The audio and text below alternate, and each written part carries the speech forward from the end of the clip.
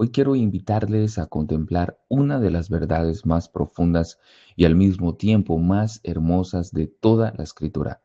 Es una verdad que humilla al hombre, destruye todo orgullo y exalta únicamente la gloria de Dios.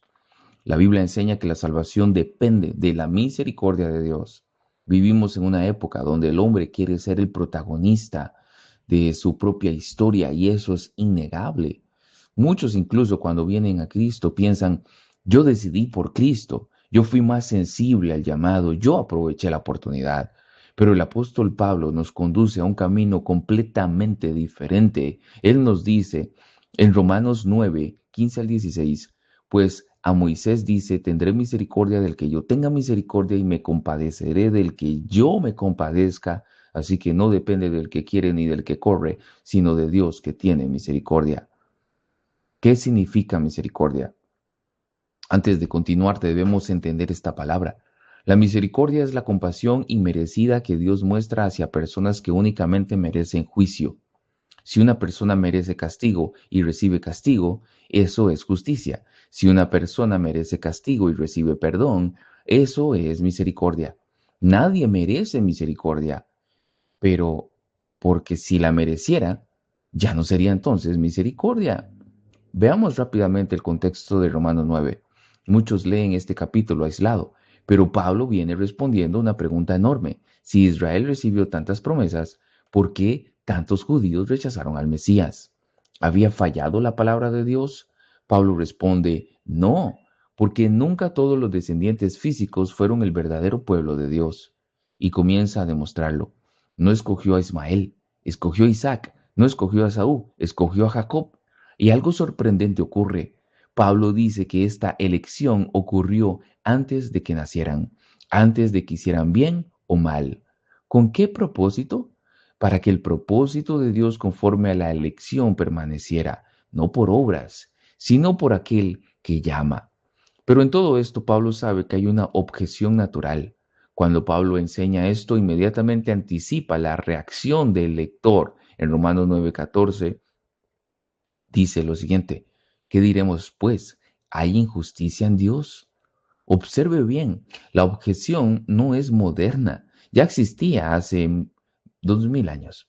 Y Pablo no responde debilitando la soberanía de Dios, no dice, no, realmente todo depende de la decisión final del hombre.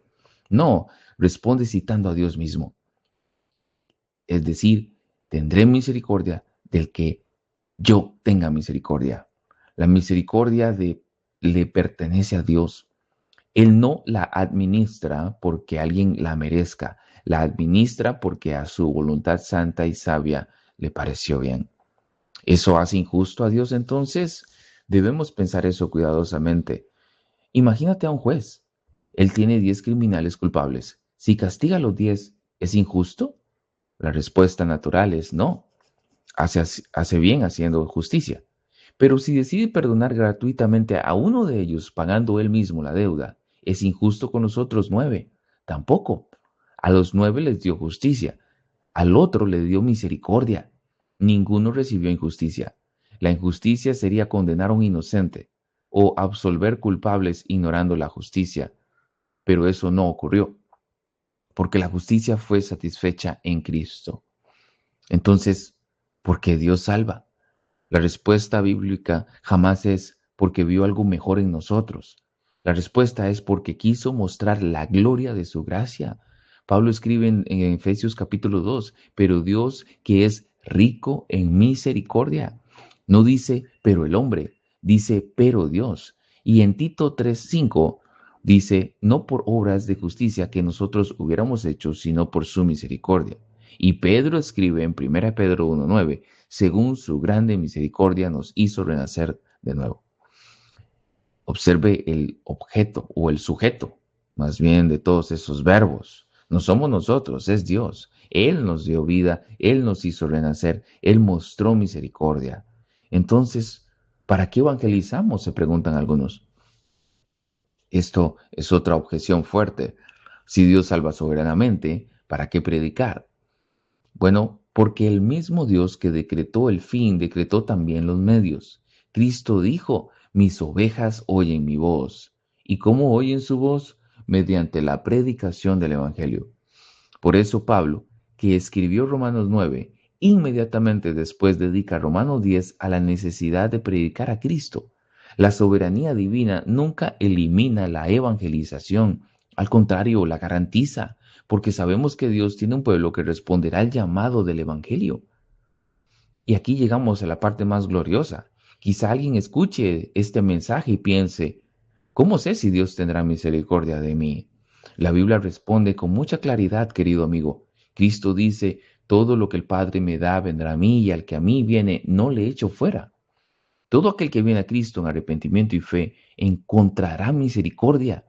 Nadie será rechazado por acudir genuinamente, sinceramente al Salvador. Si hoy tienes el peso de tu pecado, si reconoces tu necesidad, si deseas venir a Cristo, entonces no endurezcas tu corazón. Este llamado del Evangelio es real. Ven a Cristo, confía en Él, porque todo aquel que invoque el nombre del Señor será salvo. Y cuando llegues al cielo comprenderás que desde el principio hasta el fin tu salvación fue un monumento eterno a la misericordia soberana de Dios. Esta doctrina hermosa de la misericordia y de la elección no fue dada para producir ningún orgullo. Al contrario, fue dada para destruirlo. El creyente jamás podrá decir, yo fui más sabio, yo fui mejor, yo tomé la decisión correcta. Toda la gloria le pertenece al Señor.